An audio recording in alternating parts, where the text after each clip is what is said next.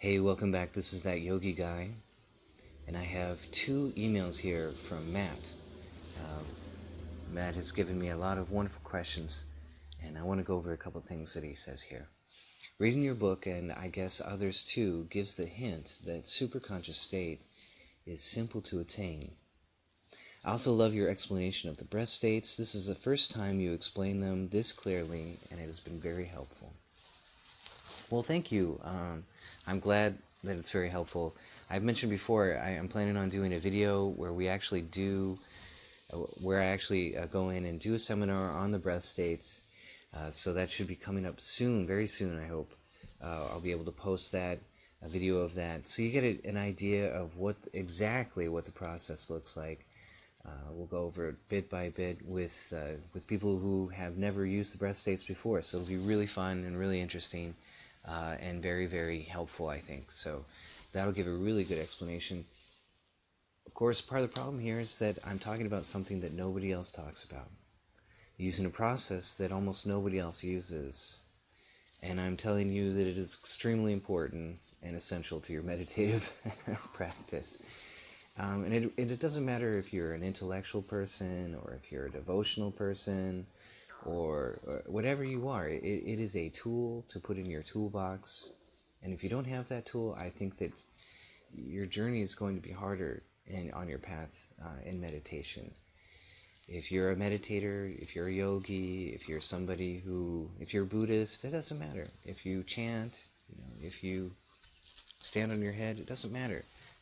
I'm of the opinion that you need this tool. If you are looking for deeper states of consciousness, you need this tool. You need this skill, and it's not that hard to develop. It just takes a little bit of consistent practice. So that's one of the reasons it's a little bit difficult. Do you have have you ever done anything like the breath states that you have to compare? Because it's not a pranayama technique. It's just a simple checking technique. But when you couple it with a pranayama technique, it really elevates your pranayama technique. It makes your pranayama technique extremely dynamic, much more. Pranayama technique is already dynamic, so we're multiplying your multiplication table. It's just crazy what it does for you, and that's why I love it. And that's why it blew me away. I kind of stumbled on it, like all great discoveries. I read about it. I thought, well, this is interesting. I'll give it a shot. I started playing with it, and then I noticed that it was really, really helping, and I didn't understand why. It took me a little bit to figure it out. So now I'm sharing it with you because I think it's that important. As for the superconscious state being simple, I think that's great that it seems simple, that I make it seem that way, and yet it's not. And the ashram that I lived in, the organization that I was with, they spent a whole lot of time making sure that everybody knew that it was very difficult. And that's great. That makes people hunker down, makes them serious, makes them devoted, makes them, I'm going to do this thing. It gives you that kind of, oh, this is tough, okay, this is only for the few, this is for the steadfast, this is for the people who are really hungry.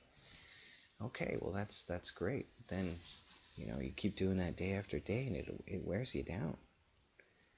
And you can start to create your own blocks where oh man, this is going to be so tough, this is going to be hard. Well, that's not the right headspace to go into meditation. That's not the right place. You're building your own mental blocks when you do that. So you don't want to do that. You don't want to make it harder on yourself. It's, if you're the underdog in the story, if you're on the team and you guys are the underdogs, which football coach do you want to listen to? Do you want to listen to the guy who's going to tell you, well, guys, you're probably not going to make it. It's going to be a hell of a game, and it's probably somebody's going to get hurt, and it's just why even try? Are you going to want to listen to that coach, or are you going to want to listen to the coach that comes in and goes, okay, guys, it's going to be a tough game, but I believe in you, and you're going to do it. You're going to go out there, and you're going to fight your hearts out, and you're going to make an impact. That's the kind of coach I want to listen to, because in the sports arena they have a word for this. They call it an upset. When the underdog wins, and it happens all the time. That's why they have a word for it. That's why people bet in Vegas, because they win. The underdog wins sometimes. And that's you and the superconscious state. It's all about balance. Because if you think it's too hard, then you're not balanced. And if you think it's too easy, then you're not balanced. Because if you think it's too easy, then you're going to go in and you're going to try and do it the simple way. You're not going to do the work, right? And that's not right. If you think it's too hard, you're going to build up mental blocks, and that's not right. So it's all about balance. It's like, on one side, it's a difficult thing to accomplish. On the other side, it's very simple. It's your soul. You can't hide from it. It's in there. You just gotta find it, right? So that's a simple way of looking at it, but it's a balanced way of looking at it. So keep that in mind. Now I'm going to read the other email. One of the insights I got from you was the central role of Pratyahara in constructing a true spiritual experience. Now that is true. Now you can have spiritual experiences without Pratyahara, and that's what most people are after. They just want a little tiny experience, a little vision, or a little peace, or a little joy, or a little bliss, or something. And those are all attainable while you're still in your body. You don't need to have Pratyahara in order to accomplish those goals. And if that's your goal, there's nothing wrong with that. That's cool. You can just live your life and have a small spiritual experience, and it's fulfilling. And that's it. That's it. What do you do? Well, I meditate. Oh, cool. What does it do for you? Oh, it makes me a little peaceful. Hey, that is cool. That is great. We got to start somewhere. That's what a lot of schools are promoting. It's just a little peace and a little bliss, and go to church and have faith and live your life and be a householder. But there's some of us who are more hungry, and we're looking for something a little deeper, and we want something that's going to either define our lives or change our lives. And that's why I look to Patanjali, because he shows us the deeper, the truer path of the spiritual aspirant. I don't want just one vision. I want the whole kit and caboodle. And therefore, I look to Patanjali, and he tells me that Pratyahara is essential to have the rest of it, which is Dharana, Dhyana, Samadhi. You want Dharana, Dhyana, Samadhi, you want the real thing, you've got to have Pratyahara first. It's just the way it works. You can't skip Pratyahara. It doesn't work like that. You have to lose your body consciousness. You have to lose your breath. You have to lose all these things. And it's not about losing those things. It's just about following the rabbit. Following the rabbit. And that's where you have to do the work. You have to do the work. This is a lot like martial arts. People want to take a martial arts class once a week and hope that it helps them. And it will. But if you're really into martial arts, then you got to do it every day. You got to practice. You got to practice those body movements until they become a part of you. And that's the same thing for pranayama technique. You got to practice that every day until it becomes a part of you. And it's easy. You just set aside 5 minutes, 10 minutes a day. And it's hard because it's very simple. So there's that balance again. It's very simple, and it demands our time. It asks us to devote a little bit of ourselves to it. And to keep it up, you have to do that. You have to devote a little, and it doesn't take that much. Some people are all about hours. Oh, I gotta do more hours. I gotta do more hours. And hey, that's great. If you're into it, that's great. But if it's burning you out, then you're not balanced anymore. So you got to maintain that balance where you keep your edge, you're still into it, and yet you're not losing interest because you're doing so little. So there's that balance again. So Matt says, I want to get your opinion about this approach. Pratyahara induction. The two main senses are the vision and the hearing. Close the eyes and use earplugs, then concentrate on the internal sensations, such as internal sounds, chakra sensations, as you dive into and achieve more Pratyahara experiences.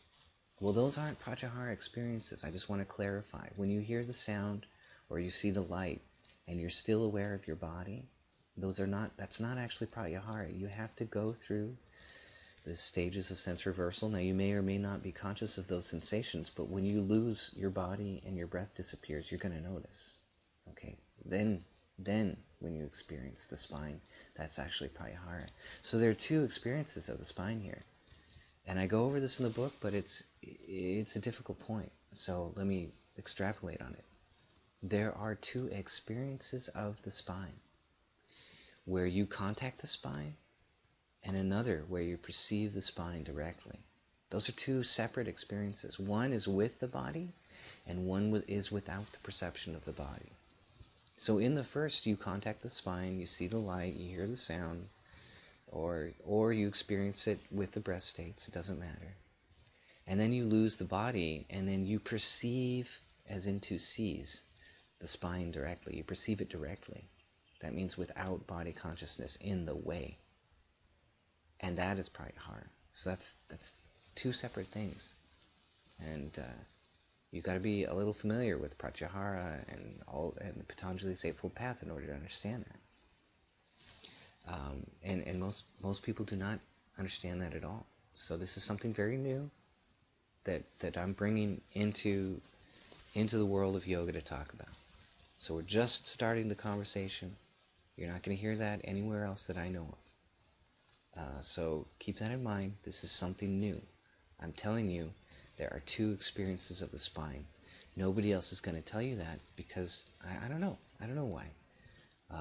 Well, actually, you can figure it out if you read enough of Yogananda, but nobody else really talks about it. So let's talk about it. Let's bring it up. Let's make sure everybody knows. That's what I'm doing. That's my job. So I like your method. You're asking me if Matt, you're asking me if I like your method. I like your method. What I don't like is I don't hear you telling me that you're doing pranayama technique. I don't hear that. So maybe it's just you're skipping over that, but in terms of seeking balance and wanting to share that idea of balance with you, I want you to come back to me and tell me how you're doing your pranayama techniques, because you got to do that. That's the meat and potatoes, man. That's the work. And if you're not telling me, if you're skipping over the part where you're doing the work, I get a little worried because I wonder if your approach is balanced. I don't hear the pranayama technique in there. I don't hear you telling me that you're working with the breath states. Now, you don't have to do the breath states, but you're coming to me, so I'm going to tell you, you got to do the breath states, man, because they're awesome. So, I hope that helps. Again, balance. It's easy and it's hard. It's easy when you figure it out and you do it. You just slip in and you're done, right? But it's hard because you got to work. You got to do the work to get there. So it's neither. It's neither easy and it's neither hard. It's kind of a Zen approach, but it's a balanced approach, you see? I hope that helps. I hope that helps, guys. Take care. Thanks so much for your questions. I love your questions. I love doing this. I really do. God bless.